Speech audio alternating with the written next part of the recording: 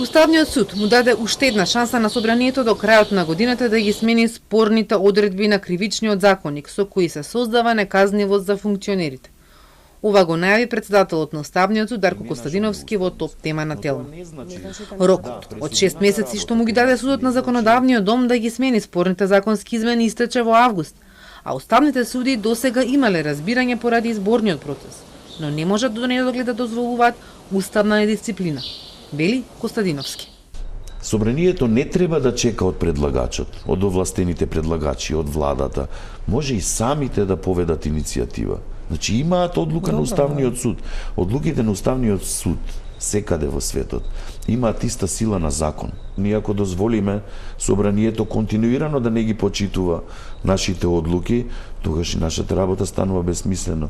И од тој аспект, доколку собранието до последната седница на судот во декември не се усогласи, не ги направи неопходните измени, јас ќе го ставам на дневен ред на седница на судот тој предмет. И ние ќе одлучиме. Според председателот на Уставен, не брзаат со одлука за да не направат понесогледливи штети и да станат исти како оние што ги изгласаа спорните одредби. Ако ги укинат измените, ќе се создаде правен вакуум. Нема да постои член на злоупотреба на службената положба и ќе значи зелено светло за криминал. Ако го поништат законот, според Костадиновски ќе се врати на сила претходниот закон, но потенцира дека и меѓу уставните суди има различни ставови за ова прашање. Костадиновски ја истакна и можноста што им ја дава актот, а што досега не била искористена, да ги укинат законските измени, но со одложено правно дејство. Можеме да одлучиме, го укинуваме законот за измени и дополнување на кривичниот законник, меѓутоа правното дејство ќе стапи на сила, да речеме, на 1 февруари. Доколку судот се определи за такво решение, тогаш правиме дополнителен притисок врз собранието да ја почитува нашата одлука. Затоа што тогаш веќе нема повторно седнување, тогаш се укинува по сила на нашата одлука. На 1 февруари 353 веќе го нема.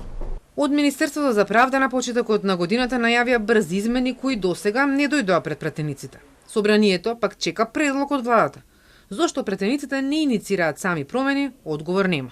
До Собранието на Република Северна Македонија досега нема пристигнато предлог од владата за кривичниот законник. Штом пристигне предлог закон од влада, Собранието ќе ги започне потребните процедури и ќе ја испочитува волјата на пратениците. Трета година поред, во извештајот на Европската комисија се потенцираат последиците што овие законски измени ги предизвикуваат на борбата против корупцијата. Десетици предмети застареа, меѓу нив и предмети на СЈО, а оние кои им се суди се соочуваат со драстично пониски казни за едно од најчестите коруптивни дела меѓу функционерите.